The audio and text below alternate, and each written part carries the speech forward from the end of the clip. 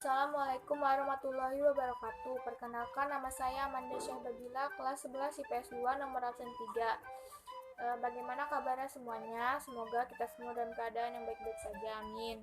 Di sini saya akan menjelaskan materi ekonomi, yaitu tentang pertumbuhan ekonomi.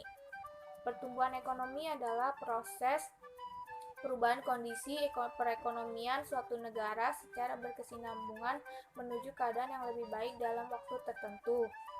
Pertumbuhan ekonomi merupakan indikasi keberhasilan pembangunan ekonomi suatu negara. Jadi, pembangunan suatu negara itu dilihat dari pertumbuhan ekonominya. Kita pasti pernah mendengar tentang pembangunan ekonomi. Apa sih perbedaan antara pembangunan ekonomi dan pertumbuhan ekonomi? Jadi, perbedaannya itu bisa dilihat dari hasil yang ditimbulkan. Kalau keberhasilan pertumbuhan ekonomi itu lebih bersifat kuantitatif, yang artinya ditandai dengan adanya kenaikan standar pendapatan dan output produksi yang dihasilkan. Kalau keberhasilan pembangunan ekonomi itu lebih bersifat kualitatif, di mana dia bukan hanya penambahan produksi, tapi juga adanya perubahan-perubahan dalam struktur perekonomian. Berikut ini saya sajikan perbedaan antara pembangunan ekonomi dan pertumbuhan ekonomi. Silakan disimak dan diperhatikan. Pun persamaan antara pembangunan ekonomi dan pertumbuhan ekonomi, yaitu satu, keduanya cenderung di bidang ekonomi. Yang kedua, pokok permasalahan akhir adalah besaran pendapatan per kapita. Yang ketiga, keduanya berdampak pada kesejahteraan rakyat. Yang keempat, merupakan tanggung jawab pemerintah dan memerlukan dukungan rakyat. Cara mengukur pertumbuhan ekonomi.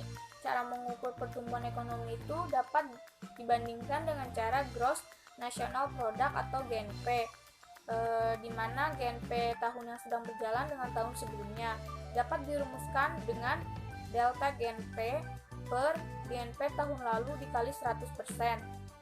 Jadi delta GNP itu GNP tahun yang sedang berjalan atau GNP tahun ini dikurang dengan tahun sebelumnya per GNP tahun lalu dikalikan 100, maka itulah hasil pertumbuhan ekonomi. Berikut ini sudah saya carikan contoh soal GNP atau laju pertumbuhan ekonomi.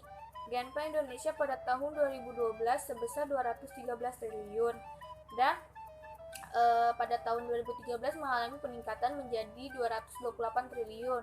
Hitunglah laju pertumbuhan ekonomi pada tahun 2013. Maka kita akan menggunakan rumus yang ada pada slide sebelumnya. Diketahui GNP tahun 2012 yaitu 213 triliun. GNP tahun 2013 besar 228 triliun. Yang ditanya laju pertumbuhan ekonomi pada tahun 2013. Maka rumusnya yaitu GNP tahun 2013 dikurang GNP tahun 2012. 228 triliun dikurang 213 triliun per GNP tahun 2012 yaitu 213 triliun dikalikan dengan 100%, maka hasilnya yaitu 7,04%. Maka itulah hasil dari laju pertumbuhan ekonomi pada tahun 2013. Teori pertumbuhan ekonomi. Yang pertama ada teori pertumbuhan ekonomi historis dikemukakan oleh beberapa ahli sebagai berikut. Yang pertama ada Werner Sombart. Menurutnya, pertumbuhan ekonomi suatu bangsa dapat dibagi menjadi 3 tingkatan, yaitu masa perekonomian tertutup, yang kedua masa kerajinan dan pertukangan, dan yang ketiga yaitu serta masa kapitalis. Dalam 3 masa itu mempunyai ciri-ciri yang berbeda. Berikut akan saya sajikan ciri-ciri ketiga masa tersebut. Ekonomi yang tertutup memiliki ciri-ciri sebagai berikut, yaitu kegiatan manusia hanya berfokus untuk kebutuhan diri sendiri. Jadi dia tuh memikirkannya tentang kebutuhan dia aja, dia mikirin kebutuhan yang lain. Terus ada juga ciri-cirinya setiap individu berperan sebagai produsen sekaligus konsumen. Dan yang terakhir ciri-cirinya yaitu belum terjadi pertukaran barang dan jasa.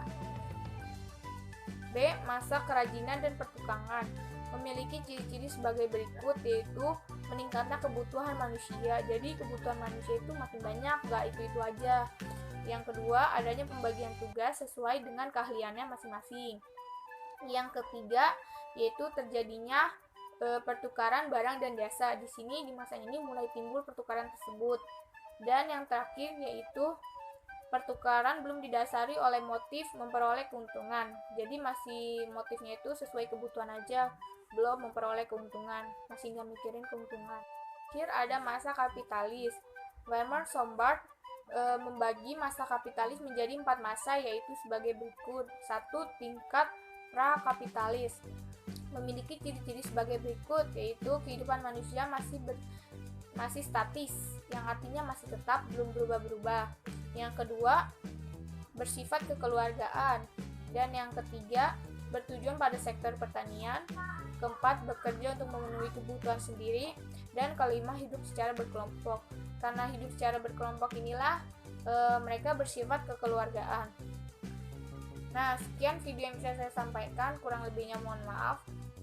Wassalamualaikum warahmatullahi wabarakatuh.